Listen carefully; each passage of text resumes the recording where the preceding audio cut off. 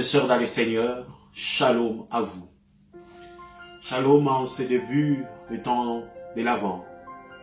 Oui, notre marche vers Noël.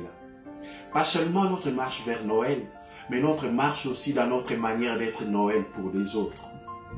Durant 4 dimanches, nous allons essayer, chemin faisant, de découvrir les réalités fondamentales de notre foi chrétienne. Chaque dimanche, nous essaierons de voir une réalité de notre foi chrétienne.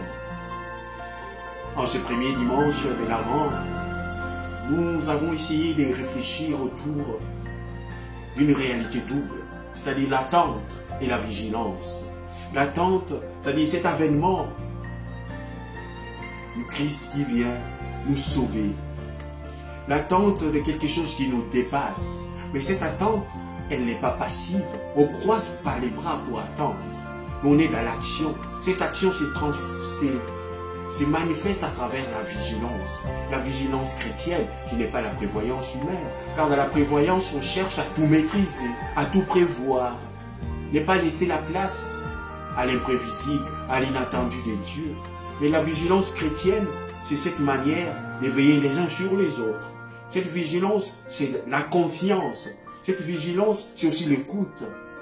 Dans cette vigilance, le Seigneur vient aussi nous relever dans notre sommeil, comme nous dit Saint Paul dans la deuxième lecture de ce dimanche. Oui, sortir de notre sommeil, d'ignorance, des ténèbres, de la colère, de la méchanceté, ainsi de suite. C'est alors le Christ lui-même pour nous amener vers cette vigilance chrétienne qui est écoute, qui est confiance, qui est abandon. Il nous dit, vous aussi, restez prêts, soyez prêts. Car c'est alors que vous ne penserez pas que le Fils de l'homme viendra. Oui, soyons vigilants, veillons les uns pour les autres dans la bienveillance. La vigilance, non pas comme le voyeurisme, c'est-à-dire voir l'autre, connaître ses défauts pour en voir la prise sur lui. Mais non, la vigilance, il s'agit d'être bienveillant dans notre regard, dans notre manière de venir à l'autre. Et les dimanches prochains, il y aura une réalité de notre foi sur laquelle nous allons méditer. Ça sera la conversion. Oui, notre marche de l'Avent, c'est aussi une marche de conversion. Dans l'attente, dans la vigilance, allons vers la conversion, c'est-à-dire rendre les chemins du Seigneur plats, aplanir ces chemins pour que le Seigneur vienne à nous. Comme nous dit aussi l'Évangile du deuxième dimanche de l'Avent. Et à travers la voix de Jean-Baptiste, écoutons cet appel du Seigneur. Convertissez-vous, car le royaume des cieux est tout proche. Oui, ce royaume des cieux est tout proche. Mais nous sommes appelés à le construire à travers notre effort d'aplanir le chemin du Seigneur, à travers notre effort d'extirper en nous tout ce qui peut être obstacle à cette foi. Oui, d'abattre les murs de la haine, les murs de division, les murs de méchanceté, de jalousie et tous les vices qui peuvent être des obstacles à cette venue du Seigneur. Et au troisième dimanche de l'Avent, nous allons essayer, frères et sœurs, de savoir lire ou demander la grâce du Seigneur pour savoir reconnaître les signes de la bonne nouvelle de Dieu dans nos vies. Oui, la bonne nouvelle, il y en a toujours dans notre vie, mais il faut savoir comment la discerner, comment la trouver.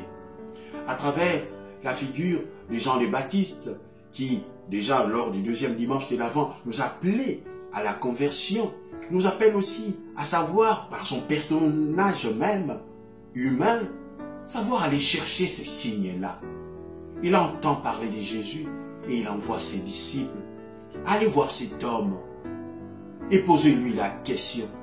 Es-tu celui qui doit venir ou devons-nous en attendre un autre? Mais voilà, le Christ répond à travers les signes que les gens peuvent voir pour dire, oui, il y a bien cette présence des dieux dans les actes. Il dit, allez dire à Jean le Baptiste ce que vous voyez. Les aveugles voient, les boiteux marchent, les malades sont guéris. Mon frère, ma soeur, nous tous sommes-nous capables de lire aussi à travers notre vie, à travers la vie de ceux qui nous entourent, la présence des dieux. C'est-à-dire signe de la présence de Dieu qui agit. Demandons cette grâce pendant cette marche vers Noël, cette grâce du discernement, cette grâce de savoir reconnaître les signes de la bonne nouvelle de Dieu dans nos vies. Et lors du 4e dimanche de l'Avent, nous allons essayer d'entrer dans une dynamique de l'espérance d'accueillir la promesse de Dieu à travers 2 figures.